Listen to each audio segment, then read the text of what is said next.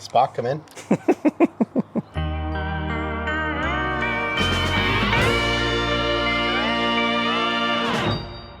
Today on Dough Painting Pantry, we're here with my buddy Chef Ari Kolender, and we are going to teach you how to shuck an oyster and how to shuck a clam. So there's two sides to an oyster, nice flat, what I would call the top, and then the bottom, which has a rounded nature to it, right? So when the oysters grow, the meat is growing down and it's growing out. And so that creates the size of the oyster. Some oysters get tumbled while they're growing, which makes them just grow down farther. So you get the nice deep cups on a lot of West Coast oysters. But they're kind of a nice cocktail size. It's the size that I like for an oyster. When you do buy these and bring them home, I like to store them the same way that we shuck them, just like that, flat side facing up. These are alive, so sometimes they like to open up, check out what's going on. But if they're upside down and they do that, all the liquid's gonna fall out. And all that liquid, that's their environment, that's their habitat, it's what they're surviving on. It's the water from where they grew up. It's their vital essence that we need to suck from their bodies to enjoy them. Never really, yeah, yes. We've identified the sides, so we're correctly up.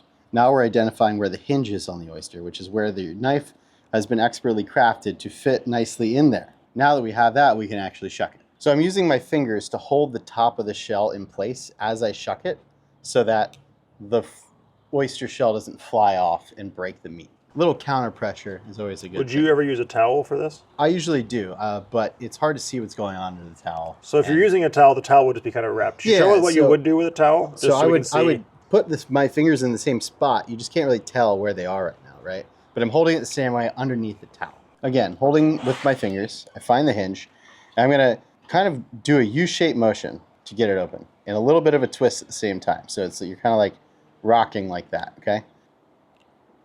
Got in, right? Found the inside. Now I'm gonna twist the knife so that the two shells separate, holding on right here. Clean my knife off of any dirt. And so now, I really open this up. So still holding on to that top of that shell, I'm gonna ride just the tip of my knife down the right side. See how this kind of wiggles around everywhere? That's what I'm trying to keep nice and tight so that I don't ruin this meat. So I'm looking for the abductor muscle right here, and that's what I'm just gonna scrape off. I'm basically just scraping the shell. I'm not actually cutting through the meat. I'm just scraping it off the top. And that way, you don't bust into any of the meat. We have our nice belly here, it hasn't been punctured. If your oyster looks a little strange at first, just kind of smooth it out. There's a lot of layers with the gills and everything in there. Sometimes it just needs to be rearranged. And now it's still connected. This abductor muscle goes all the way through to the bottom of the shell. So I'm gonna spin it slightly and just scrape the bottom of the shell too. Final thing is just to clear out any of the shell. The number one mistake would be running this under water. Because again, all that delicious liquor that's in there is what makes the oyster the oyster. No? Can you please verify this is an oyster? Ooh, it's a delicious oyster. What kind of oyster was that, Ari? That is a Mere Point from Maine. Let's go to Clam Town. Tell me how a clam is different from an oyster. 30 more parts on a clam than an oyster. It's got a rectum, it's got gonad, it's got a dorsal. It's got valves, intake and or what do you call it? Intake valve and a... It's got every fetish you possibly could have. True. It's got a foot. The thing is, truly, you still have your hinge, and you have this, not a fringe on this, but if this was an oyster, you would call this the fringe. You kind of call it what, like the lip? I'd call it a lip. There you go. I like to go through the front. And this is a clam knife, which is more of like... This has like an edge on it. Right, because you are trying to get through the lip of the clam. Correct. So there's the two sides of the shell. This, unlike the oyster, is the same on both sides. The one thing you're looking for on this side, the lip, is not equal the whole way around, right? Down here by the umbo. Very good. These lips actually are a little bit thicker and have a deeper separation than up here. So because of that, we're gonna shuck the clam through the lips down by the umbo. I slip my knife in between the two lips, hold it like this, and crush down with my hand to move the knife through the clam.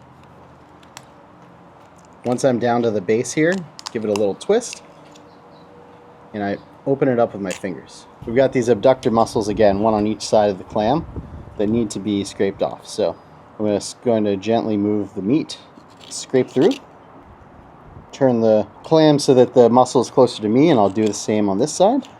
And then I'll nicely fold it over onto the other side. So we can twist this shell off, just clear any debris. Clam shells are much harder than oyster shells. No one likes a shell in either, but if you accidentally crack down on one of these little pieces when you're eating a clam, it's definitely a tooth crusher. That abductor muscles, those abductor muscles, they go through to the other side of the shell, so we have to clear them again. So I'm just going to carefully scrape the shell, not attacking the clam, I'm attacking the shell. So once that's clear, you can just move it around to make sure. Nice little neck clam from Barrier Island, South All right, Carolina. confirm it as a clam. Smells like clam. Beautiful. Heck yeah. Very nice. Thanks, buddy. No touch mics.